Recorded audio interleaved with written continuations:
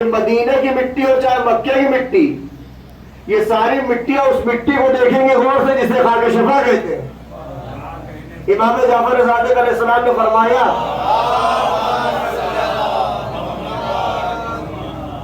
रसूलुल्लाह की कब्र है, मिट्टी है मदीने में, अगर आप चाहें कि रसूलुल्लाह की कब्र की मिट्टी को लेकर चाट ले, शरीयत रसूल में हराम, नहीं खा सकते। जन्नतुल बकी की मिट्टी को आप सोचे उठा खा ले, हराम, नहीं खा सकते, हराम है, मना है, ताकीद नहीं खा सकते।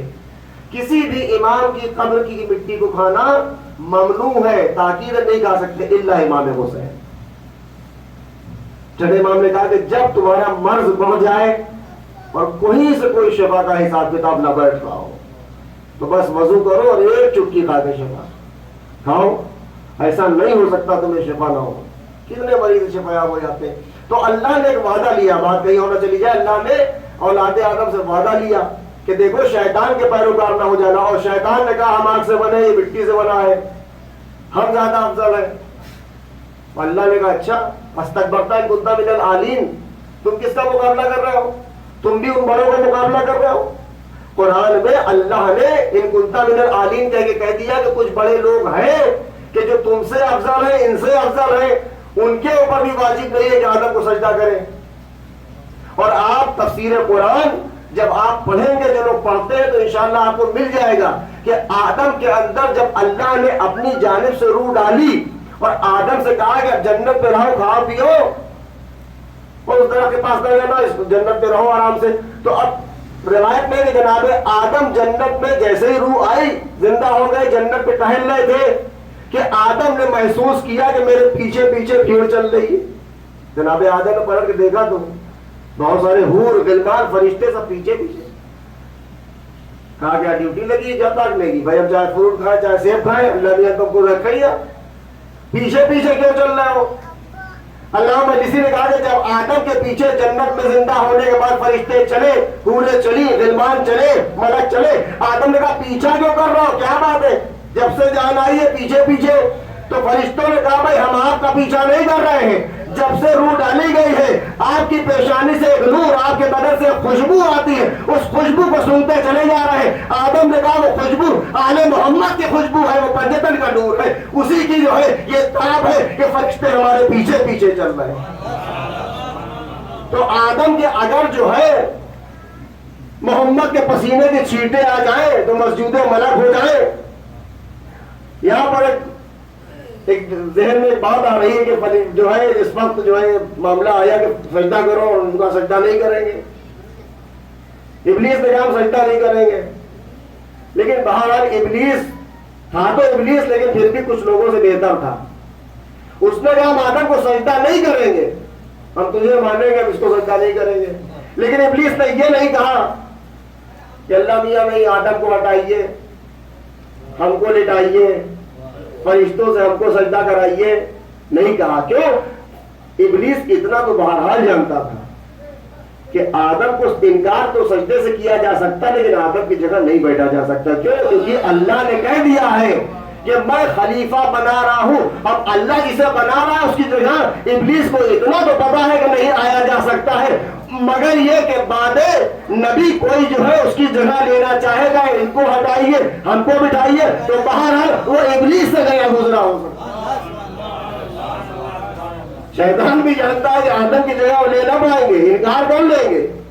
कुछ लोगों ने जो है इनकार भी किया और जगह भी लेना चाहिए। अच्छा ठीक है, हमारे भाई नक्कन साहब ने सन 83 में पाकिस्तान में एक मजलिस पढ़ी थी, उस मजलिस को हमने उसको सुना वीडियो में, तो अल्लाह उनके दर्जा ताली फरमाए। नक्कन साहब मजलिस पढ़ रहे थे, कल पाकिस्तान हिंदुस्तान का बंटवारा हो गया, जुमला व जुमला बस नक्कन साहब को सुन लिए। कल पाकिस्तान हिंदुस्तान का बंटवारा हुआ तो पाकिस्तान में एक शायर थे, वो हिंदुस्तान आ गए, और हिंदुस्तान में एक डॉक्टर थे, वो पाकिस्तान चले गए बंटवारे में। इत्तेफाक ऐसा हुआ इस शायर को डॉक्टर का घर मिल गया और डॉक्टर को शायर का घर। तो अब जगह बदली, ये यहां पर जहां हिंदुस्तान में को घर मिला रिप्लेसमेंट में, मुआवजे में जो भी मिला उनको, तो डॉक्टर की जगह मिल गई, ये वहीं आ गए, मकान वही था। जगह वही थी, आदमी बदल गया। सुबह हुई, अब यहां पर सब लोग आ गए। पाकिस्तान में शहर के मकान थे, तो वहां देखा कि शहर की जगह डॉक्टर है, तो उन्होंने डॉक्टर साहब से कहा करें कल रात में मिसरा हुआ है, देखिए मिसरा सही है कि नहीं। डॉक्टर साहब ने कहा भैया मिसरा, ये मिसरा क्या होता है, हमको मिसरे के बारे में पता ही नहीं। कहा क्यों, कल तक तो जो इस सीट पे बैठा था उसको तो पता था कि तस्मीन क्या होती है, मुरद्दफ क्या होता है, गैर मुरद्दफ क्या होता है, इस्तिलाह क्या होती है। और कल तक जो है इस्लाह हो रही थी, हम लोग अपना कलाम लेके आते थे, आज आप कह रहे हैं पता नहीं है। कहा नहीं। कहे भैया यहां कल तक कोई और बैठा था, वो बंटवारे में चला गया, हम आ गए। अब हमसे आप पूछिए बुखार है तो दवा लिख दे, डायरिया तो दवा लिख दे। कहा नहीं, करना तो आपको वही पड़ेगा। आप जो है मिसरे की इस्लाह कीजिए, उनका आप नहीं कर सकते, तवज्जो इस जुमले पर। उनका आप मिसरे में इस्लाह कीजिए, ये शेर सही है कि नहीं। उन्होंने कहा हमको नहीं आता है। भाई यही तो हुआ कि जब बादे रसूल अली की जगह किसी को लाया गया तो उसने कहा भाई हमें रास्तों का इल्म नहीं है। उन्होंने कहा बैठ जाइए, रास्ता हम बताएंगे। अब रास्ता अगर आले मोहम्मद बताए तो जन्नत तक जाता है, रास्ता अगर उम्मत बताए तो जहन्नम तक जाता है। क्यों? क्योंकि परवरदिगार ने बता दिया है कि हम जब किसी को नबी या इमाम या रहबर या नुमाइंदा बना के भेजते हैं तो उसे इल्म की बुनियाद पर बनाते हैं। तभी वो कहता हुआ नजर आता है सलूनी क़ब्ल तक के दूनी, जमीन से ज्यादा आसमान के रास्तों से।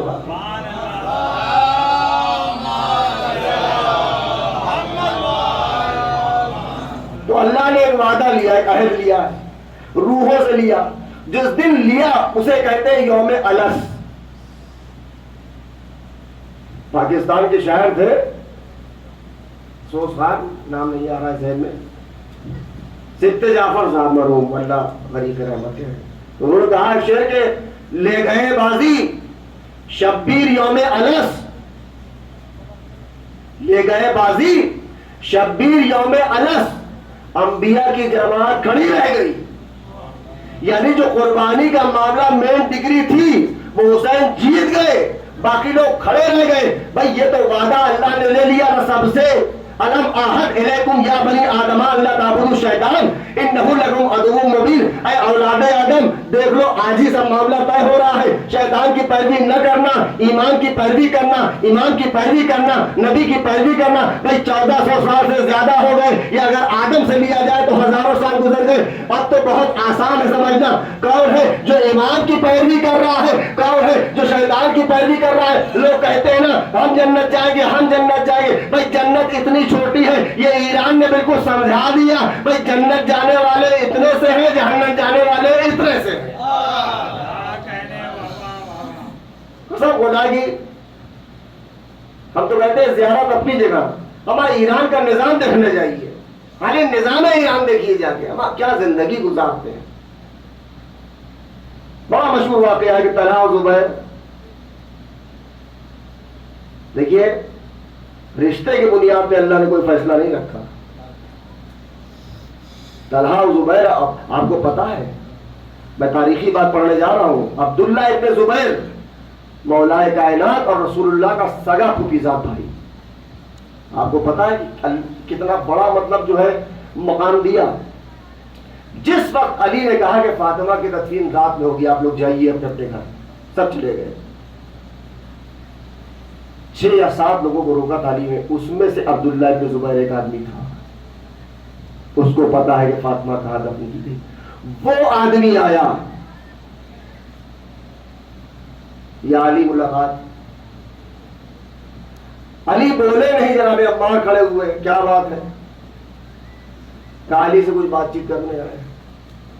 खुदा की मौलाए कायनात हमारी जाने कुर्बान, उनके जो सहाबा है वो कितने अजीम है। अम्मार ने कहा अच्छा अली से बात करनी है, सरकारी है कि पर्सनल?